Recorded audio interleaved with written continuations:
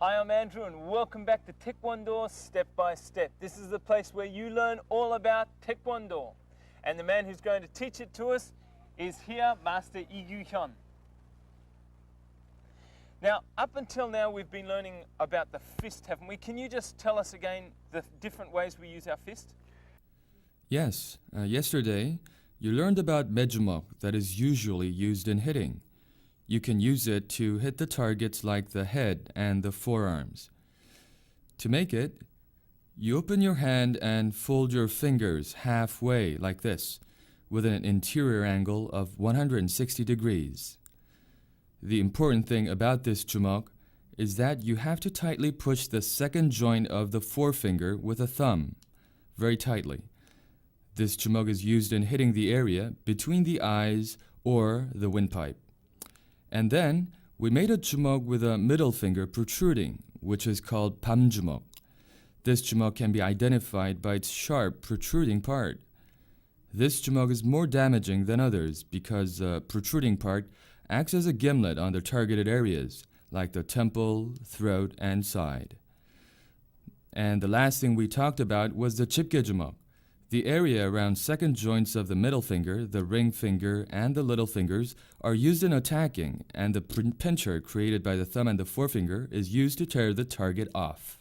Now, but we've just been with the punching. We've usually learned just a straight punch. Are there any different ways that we can punch? That's a good question. There certainly are some variations in fist punching. You just asked an excellent question. Stand straight facing me. You learned to punch like this, right? Also, you can punch with your jumok in an upright position. Or you can hit the body with an upward motion between short distances. Thus, you can either punch inside out, upright, or upward.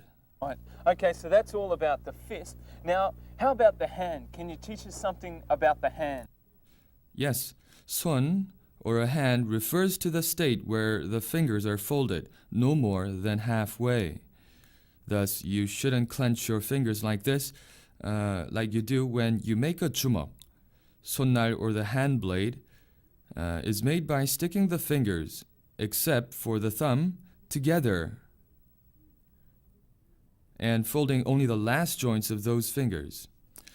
The thumb is placed onto the outside of the forefinger and is supposed to be pushed in forcefully toward the outside. Then the area between the joint of a little finger and the wrist are called 손날, and it is usually used for blocking fists and hitting. Like before, this one also has to make a line between the 등주먹 and the forearm.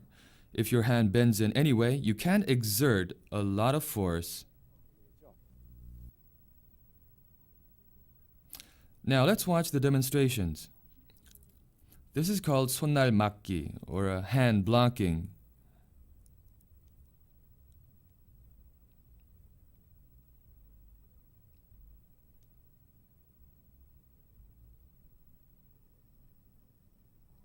The next one is the hitting of an opponent's neck inward using 손날. 치기 means hitting in Korean, and you have to hit from outside inward to the neck. You can also hit with the palm facing down as well as facing up like the previous example.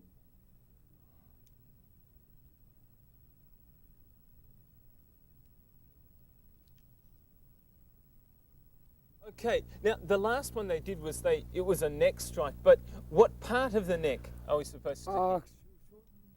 That's another good question, Andrew. The reason why we attack the neck area with 손날 is because an artery is flowing around that area. So with 손날, we attack to stop the artery from flowing. Okay, so what's the next thing you're going to teach us? Okay, so 손날 is this area, right? Now then, let me explain to you about the 손날 등. You may think that you use the thumb to attack, but in 손날 등, you push the thumb in tightly and line up the first joint with the forefinger. So the first joint is what you use to tag. When you can't attack with 손날, you use 손날등 instead, like this. Now let's watch how one can use 손날등 to hit the temple. It is usually used on areas where 손날 can't be used. Next, 손날등 targets an area like the sternum where 손날 can be used.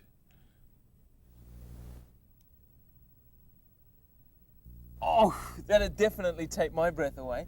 But now, what's the next one you're going to teach us?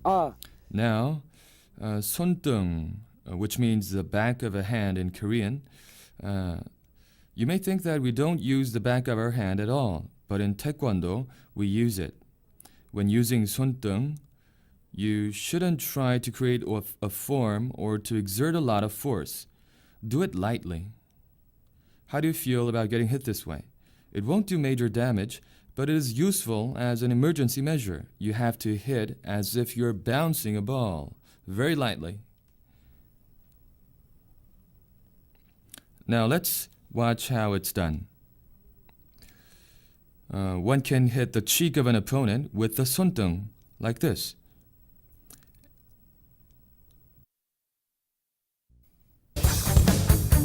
Today's point.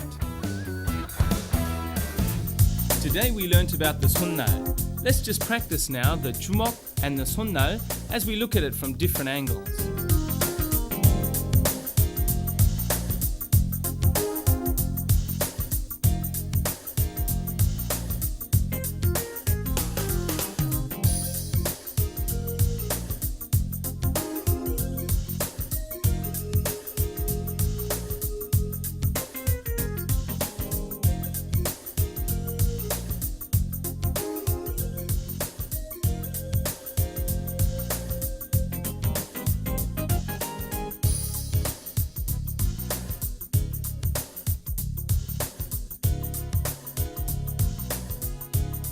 Oh, well, somebody's definitely going to have a sore head tonight anyway. But thank you again, Master Lee, for teaching us.